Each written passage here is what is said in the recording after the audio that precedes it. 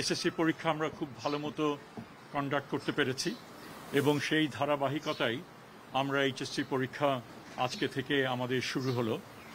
আমরা মনে করি যেভাবে সম্পন্ন করেছি আগের পরীক্ষাটা এবারও সেভাবে হবে।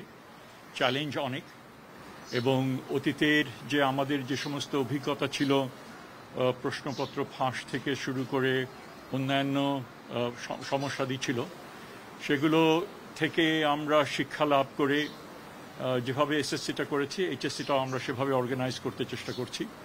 এবং সেখানে বোর্ডগুলো তো রয়েছেই, এর বাইরে civil administration, law enforcement agencies, বিভিন্ন প্রতিষ্ঠান এবং নিয়মিত আমাদের বৈঠক হয়েছে প্রিপারেটরি ফেজে।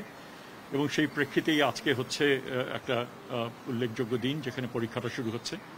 আমরা আশা করি যে আমরা এটা সম্পন্ন করতে পারব।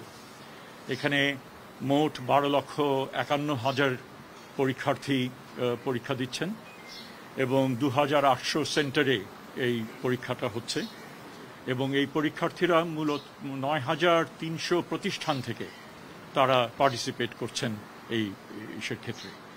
একটা উল্লেখযোগ্য বিষয় সেটা হচ্ছে যে মোট যে পরীক্ষার্থীর 50.6% হচ্ছেন নারী এবং 49.4% হচ্ছেন পুরুষ, মানে ছেলে।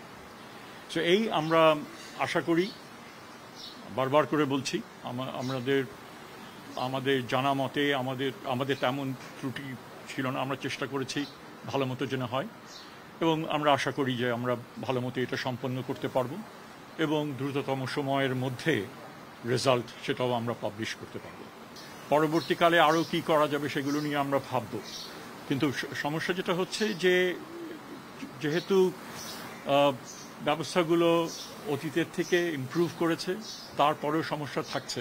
কিন্তু সব কিছু নিরসন করা হঠাৎ করে সেটা সম্ভব হবে না। এখানে যারা আসছেন গাড়ি শহরের মধ্যে দিয়ে, আমাদের শিক্ষা প্রতিষ্ঠানগুলো এমন জায়গায় যে মেইন রাস্তার উপরে অনেকগুলো, সেখানে কিছু সমস্যা তো থাকেই। কাজেই পরীক্ষার্থীরা এবং তাদের পরিবারগুলো যদি আরও আগের থেকে এসে যদি তারা মানে ছাত্রদের এখানে ঢোকানোর ব্যবস্থা করেন, তাদের যারা পরীক্ষার্থী, তাহলে একটা সেটা উপায় হতে পারে।